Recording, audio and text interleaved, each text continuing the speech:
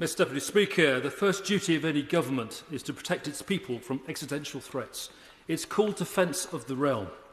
Given that this overrides all other considerations, we need to see the Internal Market Bill set in context against the backdrop of our negotiations with the EU.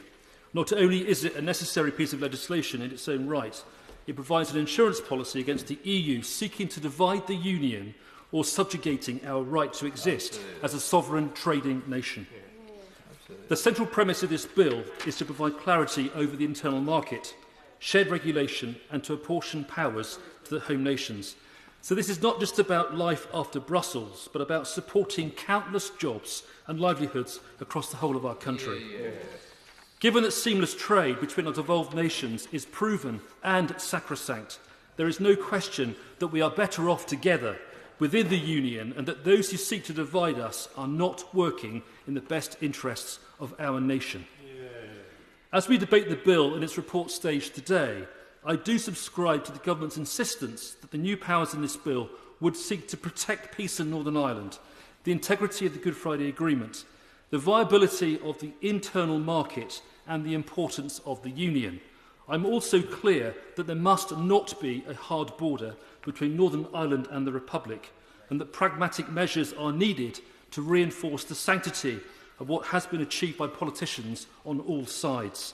To be frank, the EU does not have a trump card here, and it's for the UK alone to decide what is best for the UK. So on to the detail, if I may. I'm clear that new clauses 4 and 5 are pragmatic and that clarifying the role and the scope of competitions and markets authority within the wider protocols are necessary.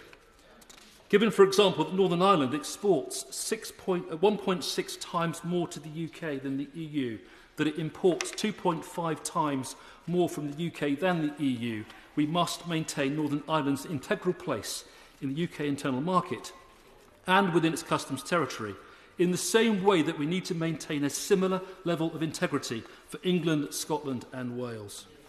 And as we discuss new clauses 1, 2 and 3, I'm clear that the Internal Market Bill already contains the safeguards that are needed to uphold the independence of the courts, uphold the rule of law and implement the withdrawal agreement, which of course the UK will do.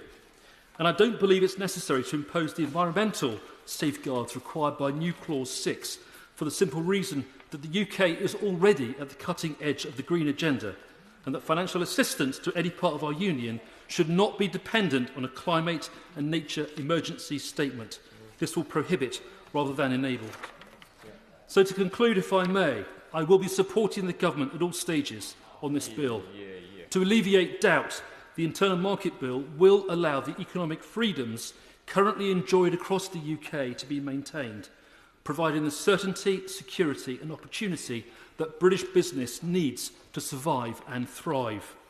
The notion that we should accept a customs border down the Irish Sea or could be consigned by the EU to the status of Myanmar is just plain bonkers. So this bill is needed to ensure that we do not harm the Union or threaten the Good Friday Agreement.